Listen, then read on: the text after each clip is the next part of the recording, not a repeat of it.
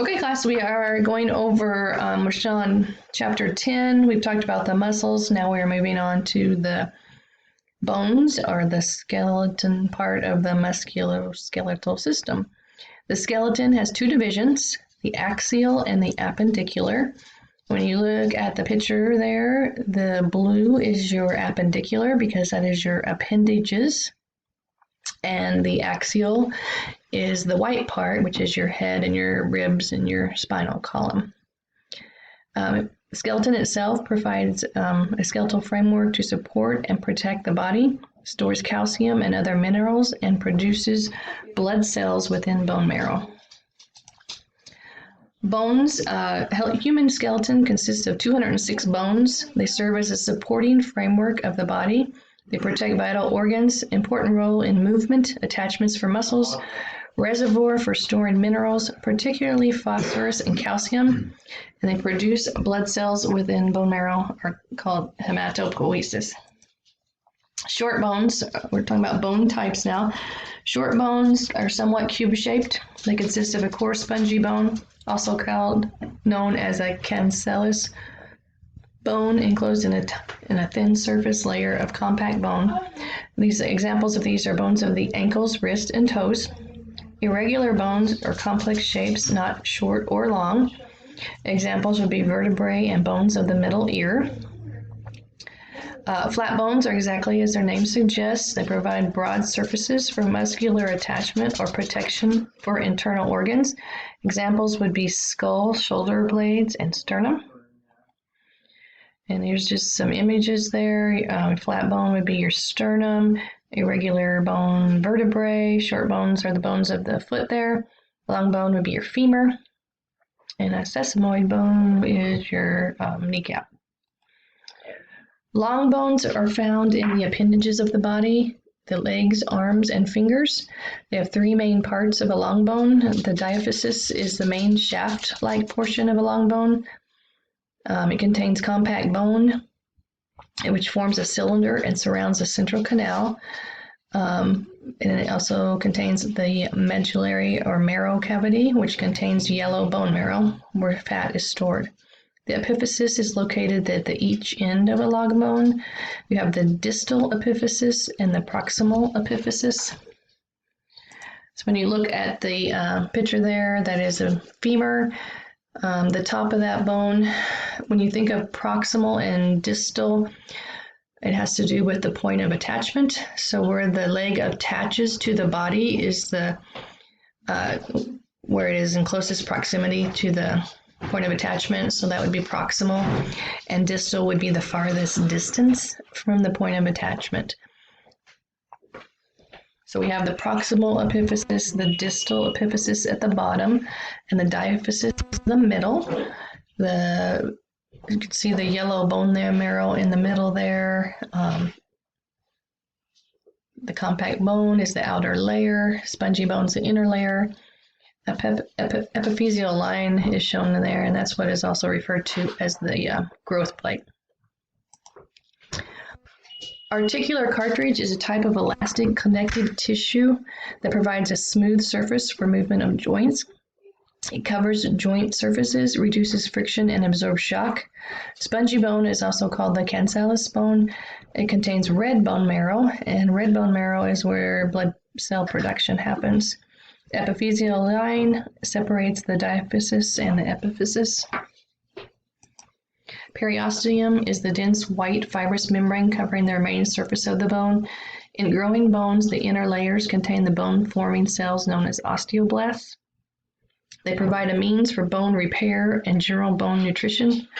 Serves as a point of attachment for muscles, ligaments, and tendons.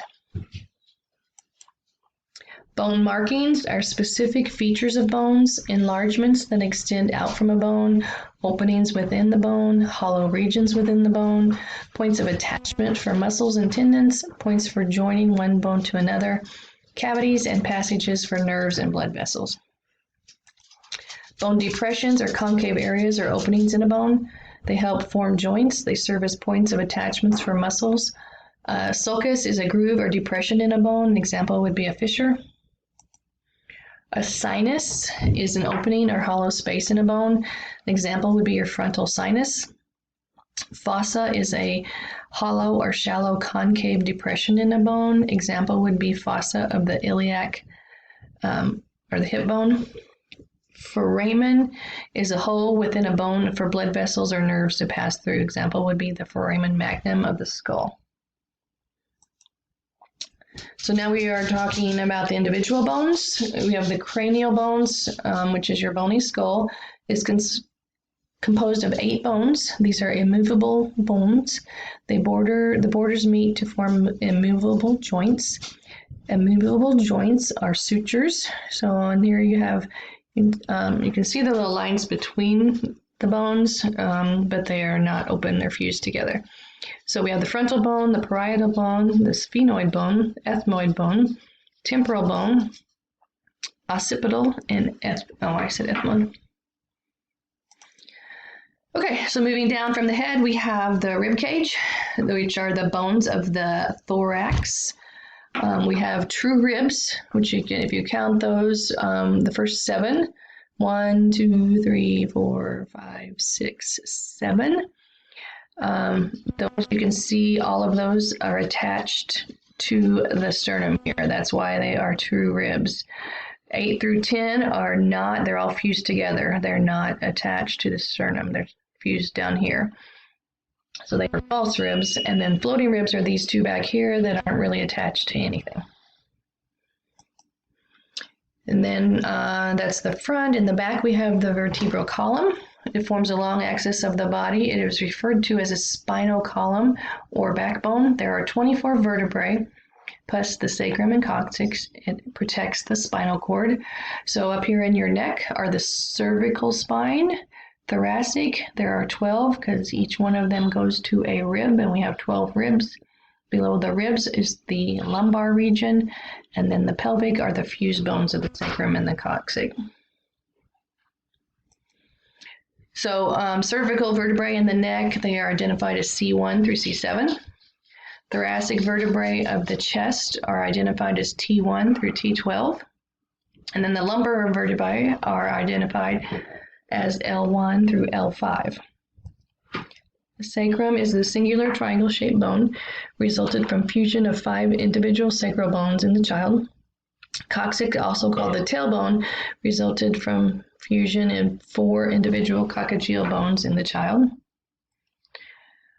Okay, so then that was the spine. Now we have the pectoral or the shoulder, pectoral girdle or the shoulder. It consists of 2 bones. You have the clavicle, you can see up front, which is your collarbone, and the scapula, which is your shoulder blade.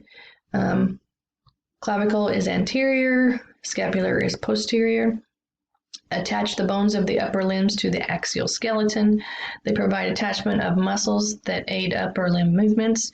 These 2 bones together, along with their muscles, including the pectoral muscles, form the shoulders of the body. Then we have the upper limbs or extremities. Each upper limb includes an arm and a forearm and a hand. Each appendage consists of the humerus, which is the upper bone, shown in red here. The radius is green. The ulna is yellow.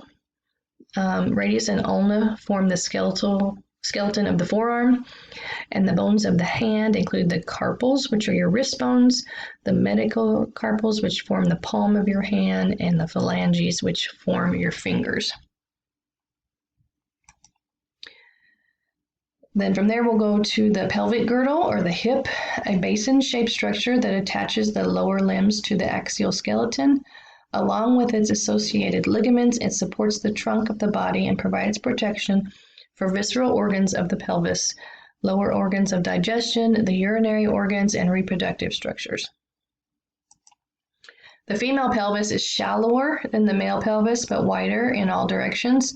The female pelvis supports the enlarged uterus as the fetus matures and also provides a large opening to allow the infant to pass through during birth. Both female and male pelvis are divided into an ilium, ischium, pubis, acetabulum, symphysis pubis, sacrum, and coccyx. Right here, this top part is the ilium. Iliac crest is just the side there. Acetabulum is like a little indentation where the round part, the ball of the femur, fits in there. Ischium is the bottom down here. Pubis is the center bone. This is the symphysis pubis, which is cartilage in between the bones there. Then you got your sacrum and your coccyx. And we go down to the bones of the lower extremities. Your thigh bone is your femur. It's the largest, longest, and strongest bone in the body. Tibia is the larger and stronger of the two leg bones. Tibia is sometimes referred to as the shin bone, and fibula the calf bone. Patella is your kneecap up here. And then you have your tarsals, which is your ankle bones, your metatarsals, and then your phalanges, which are your toes. This is just a blown up picture more of the ankle. You can see the talus and the calcaneus are two bones that were included in the other one. Calcaneus is your heel bone. And then your tarsals, metatarsals, and phalanges. Joints of articulation. So all the bones have joints that allow movement or not. Diarthrosis is a freely movable joint. Such an example would be your ball and socket right here in your hip. There's also a ball and socket right here in your shoulder. And then slightly movable would be your hinge joints. Hinge joints are fully movable, and that would also be your elbow. Slightly movable are your vertebrae. We can move our spine, but not a lot, correct? And then immovable joints, an example would be your skull. And that is it as far as the skeletal system.